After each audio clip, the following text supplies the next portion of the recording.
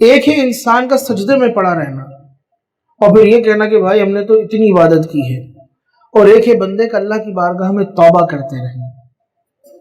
اللہ کو سجدہ کرنے والے سے زیادہ توبہ کرنے والا پسند ہے۔ شیطان نے 80,000 برس عبادت کی تھی اور پھر آ کر تکبر کیا، توبہ نہیں کی اس نے، 80,000 برس کی عبادت منہ پہ دے ماری گئی۔ لیکن اگر آج توبہ کر لے تو پھر اپنے مقام پہ بحال ہو جائے، لیکن یہ توبہ نہیں کرتا، سرکشی کرتا، تکبر کرتا، تو اللہ کو توبہ بہت پسند ہے۔ بتقاضۂ بشریت انسان سے خطا ہوگی، اللہ نے بنایا نا، اس کو پتہ ہے میری مخلوق کتنی کمزور ہے، اس لیے تو اس نے خطا کے بعد توبہ کا دروازہ کھول کے رکھا ہے۔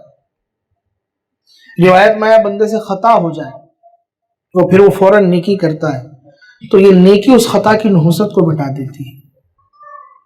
ہماری خطا کے بعد پھر خطا کا سلسلہ ہے، توبہ کا سلسلہ نہیں ہے۔ ہماری غلطی کے بعد پھر غلطی ہے، رجوع نہیں ہے، اور پھر رجوع کرنے کی کوشش کرنا،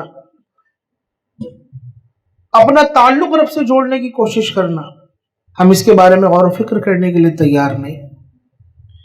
ہم یہ سمجھتے ہیں یا یہ ہم سوچ بیٹھے ہیں کہ میں گناہ گار ہوں، بس جب گناہ گار ہوں تو ٹھیک ہے یار، گناہ گاری سے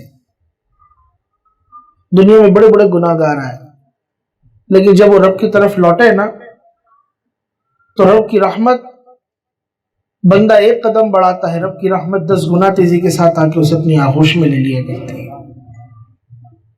بندہ بڑھنے والا تو بنے، آنے والا تو بنے، سوچنے والا تو بنے۔